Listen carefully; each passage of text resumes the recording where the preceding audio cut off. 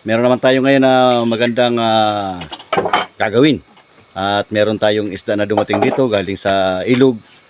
Nangista yung aking mga kasamahan. Bali po, ang huli nilang isda ay, kung tawagin dito sa lugar nito, ay banak. Ayan po. At ibibislad ko po, lilinisan. Anong tawag pa ganyan? Ano tawag pa yan, Ate May?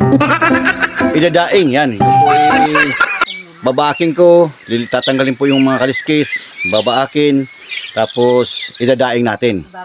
Ibababad ko ngayong araw, tapos bukas ko ibibilad pag malakas ang init. Kalagyan natin ng ricado para mas masarap po. Tingnan nyo po mga ka-shooters.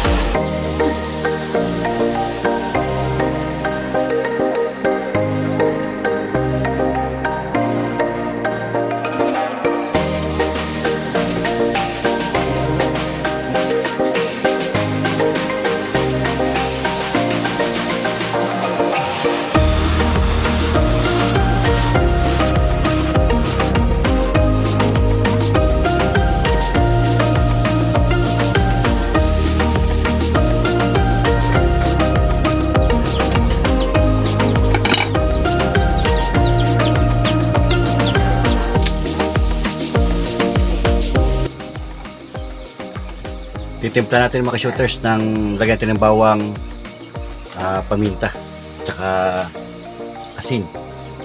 Bukas ano natin, bibilad.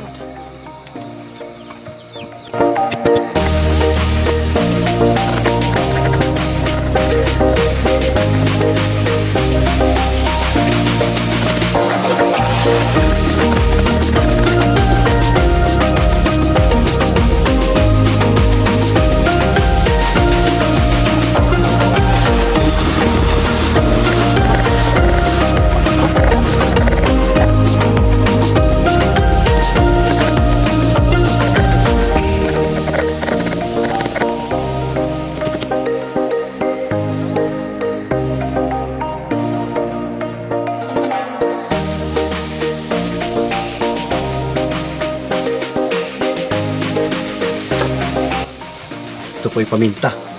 Lagay natin. Bababad natin ngayon magdamag para bukas pong mainit. Bibilad natin.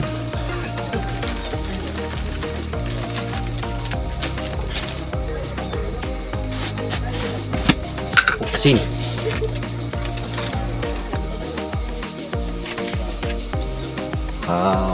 Kunti lang para hindi masyadong maalat. Siyempre po, lagyan po natin ng suka. Yan po.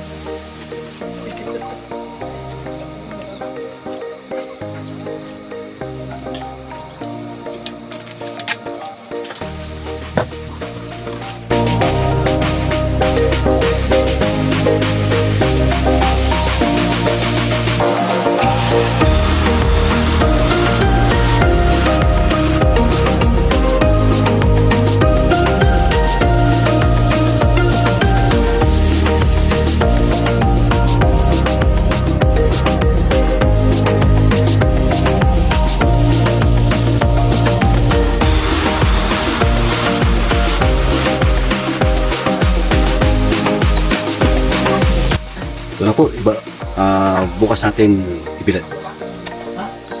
Ito na mga ka-shooters, sobrang tirik na ng araw.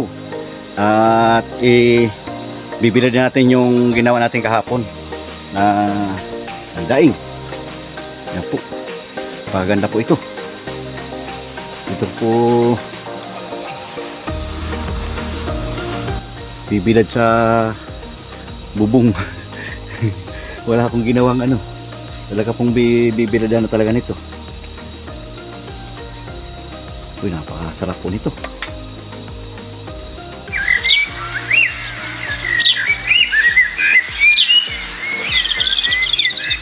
Kung hindi po masyadong tirik ang araw, ito po ay baka babanatan ng bangaw, ng mga langaw po.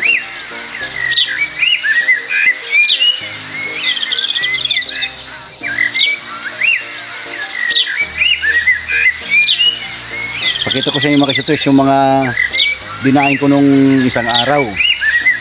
Kasi nagdaing po ako. Wala pong isa lang, dalawa. Pag ganun lang po. Kaya hindi ko po nabidyohan lahat. Ito po medyo madami-dami at ito po ang paborito ko, yung maliliit lang. At pag ito po ay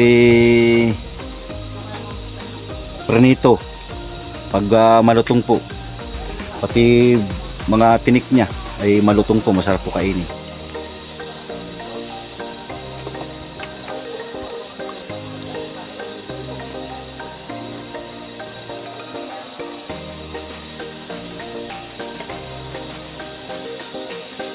Kainit. Madami na rin po yan. After 2 hours po, siguro pwede na itong baliktad. Baliktad rin na.